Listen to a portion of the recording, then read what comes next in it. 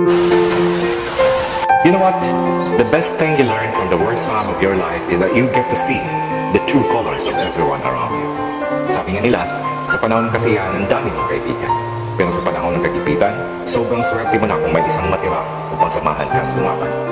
This situation will really teach you the real meaning of life.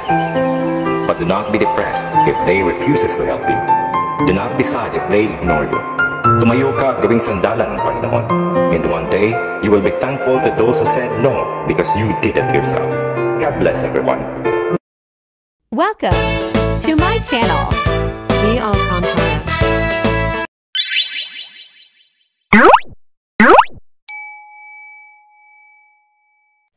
Good morning guys! Ito na naman ang inyong Ate J.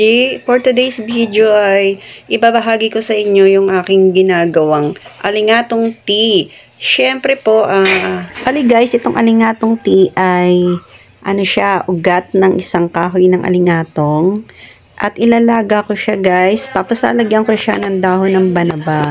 Bali pagsasabayin ko na lang sa paglaga kasi pareho naman silang herbal tea. At yan guys, bali katatapos ko lang maglaga. Tapos kagagaling ko lang na simbahan guys. Mag-aalmusal muna ako. Maaga kasi ako nagsimba. At ito, mag-aalmusal ako. Bali ito ang gagawin kong pampainit ng aking sikmura guys. Bali every morning, ito yung aking iniinom na alingatong tea. Bali guys, maganda naman ang epekto sa akin ng alingatong tea. Kasi bumababa naman yung creatinine ko. Tapos every time na iinom ako nito sa morning, tapos sa gabi bago ako matulog, bali ang lakas ng ihi ko guys.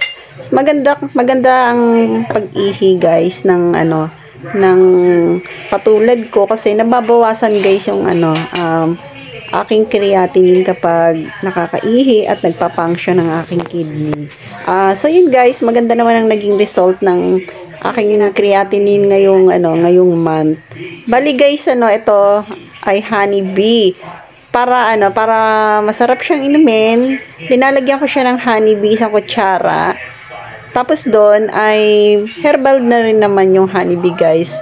Nakakatulong siya na hindi ako sipunin kasi syempre sa katulad kong may chronic kidney disease ay mahina na ang immune system, kaya nakakatulong din ang honeybee sa pag-protect na hindi ako magkaroon ng sipon para sa hindi tayo magkaubo, tsaka pampadagdag ng hemoglobin.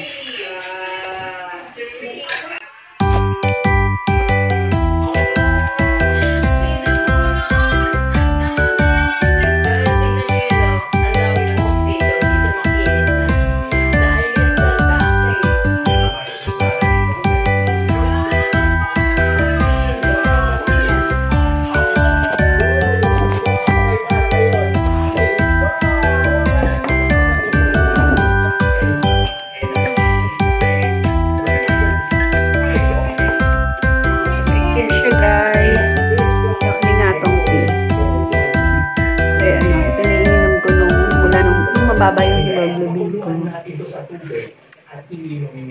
At napapansin ko, bumababa na rin yung creatinine ko. Biro nyo, sa 1.5, naging 800, sunod na buwan, 700, sunod na buwan, 600, tapos ngayon po, nasa 300, na lang, plus. Kaya sana sa next, sa next, test, bumaba na po siya talaga. Kaya tuloy-tuloy lang yung pag-inom ko talaga nito guys.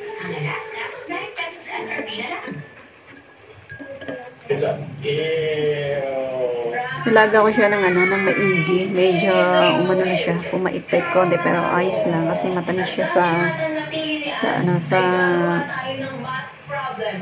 honey. Init. Almusal ko to guys. Sa bahayanan. Isang pandesal.